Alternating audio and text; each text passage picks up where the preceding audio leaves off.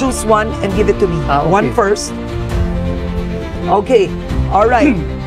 Ano ang masasabi mo sa paggamit ng confidential funds ni Vice President Sara Duterte? Hindi lamang dapat yung kay Vice President Sara Duterte imbestigahan. Lahat ng gumagamit ng confidential funds, kung may iimbestigahan, lahat. Pero hindi pwedeng isa ang lang. tanong is about Sara Duterte. Yung paggastos niya ng confidential funds, sinabi niya hindi siya magpapaliwanag sa Kongreso. Tama ba yun? Tama, sapagkat binibigyan siya ng COA until January or February of this year to comply with documentation. Yung notice of disallowance, Karen, ito'y malaking kasinungalingan. Ang notice of disallowance ay hindi kasong kriminal. Hindi yun finding of guilt.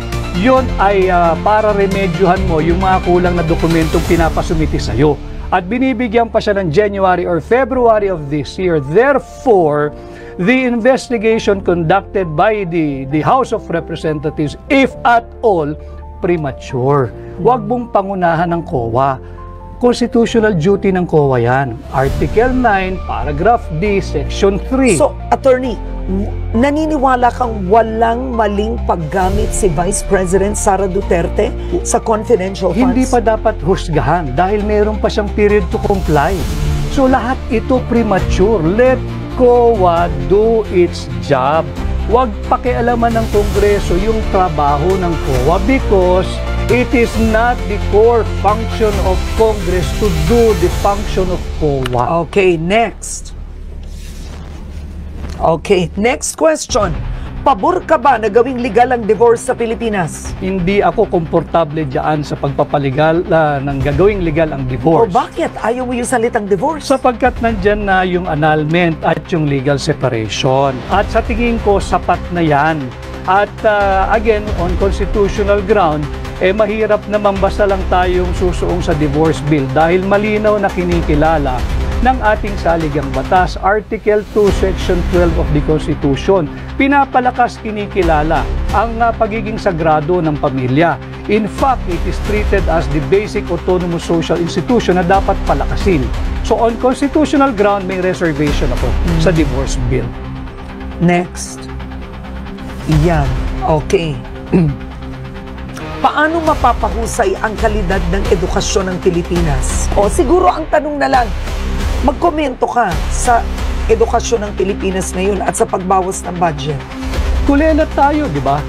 Kulelat tayo sa math, sa reading, sa science, at sa spelling. Tapos binawasan pa ni Bongbong Marcos ang 12 billion. Lalo tayong malulubog.